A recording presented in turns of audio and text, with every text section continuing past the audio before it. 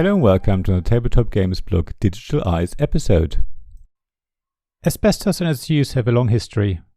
A naturally occurring mineral, asbestos was once celebrated for its seemingly wondrous resistant and strengthening properties, until it was declared a human carcinogen by the World Health Organization's International Agency for Research on Cancer in 1987.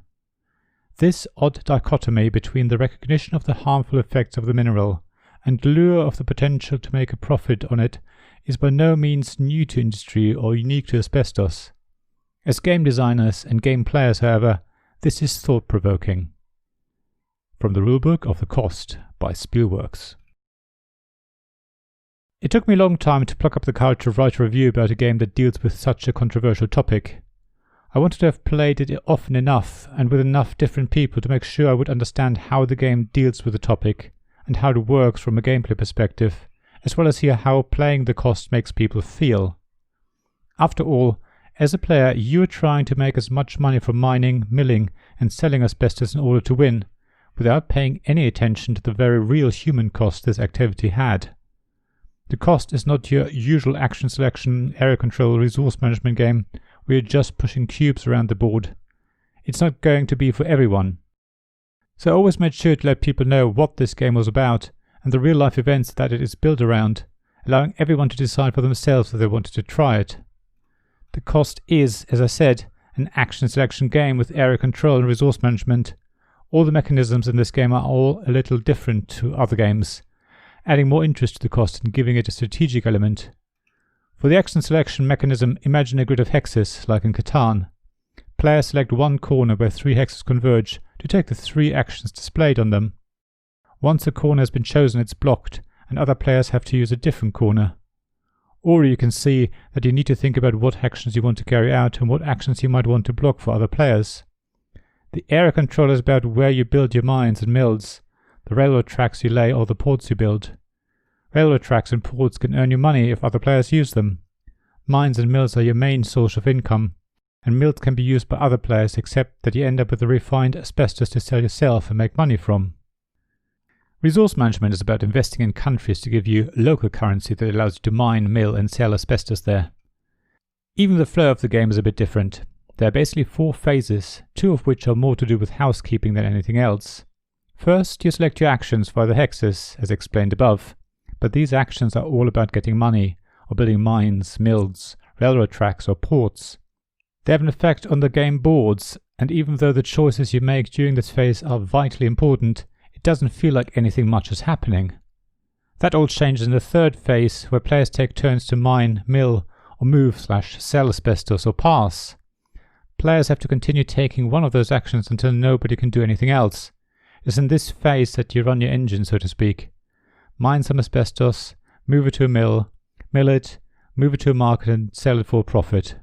You can see the asbestos move around on the board until nothing is left and the 3rd phase ends. So already it's clear that the cost is different from other games.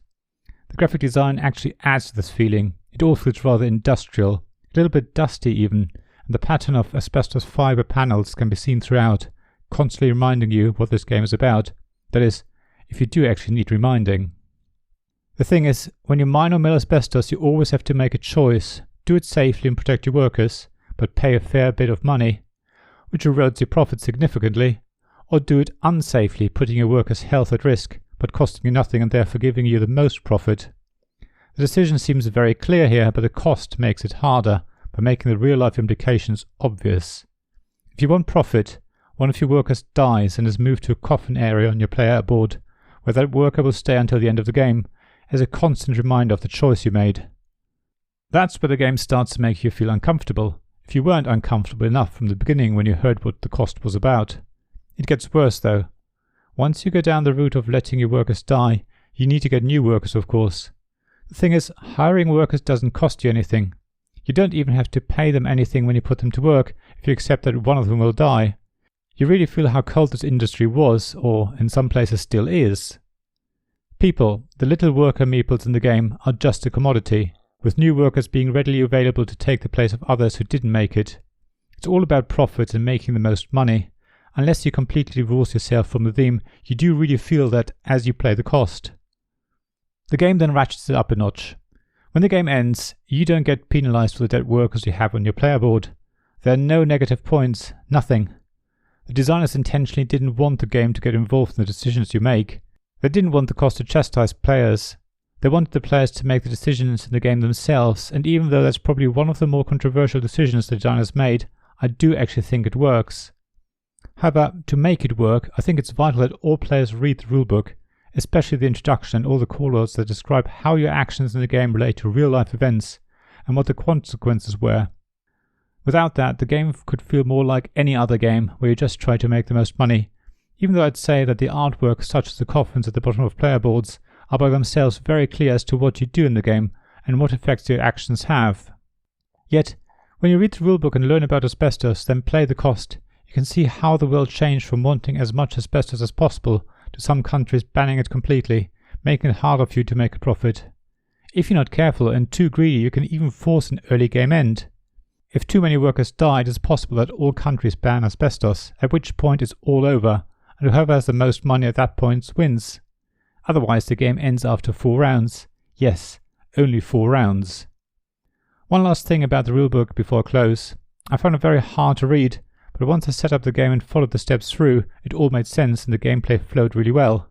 Yet, every player gets a double-sided A4 reference guide, which gives you an idea of the complexity of this game, and that it will take a while to play well and quickly. I also want to say that I have a physical copy of the game, but all my plays have been via the free Vassal module online, so I can vouch for the component quality of the game from the printed game I own, which is high, and what you would expect from Spielworxx, and my experiences of the gameplay from digital exploits. So let me finish by saying that it is very clear that the cost was cleverly put together to create a mechanically interesting and challenging game, while treating the serious subject matter with respect, and even trying to teach players about asbestos as they play. If you can stomach it, then I highly recommend you try the cost for yourself.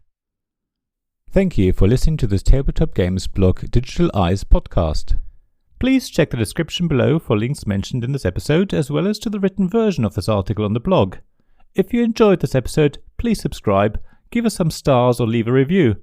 Please also tell your friends about me, and if you want to offer financial support, check out my Patreon and Ko-fi pages, links to which you'll find in the blog at tabletopgamesblog.com.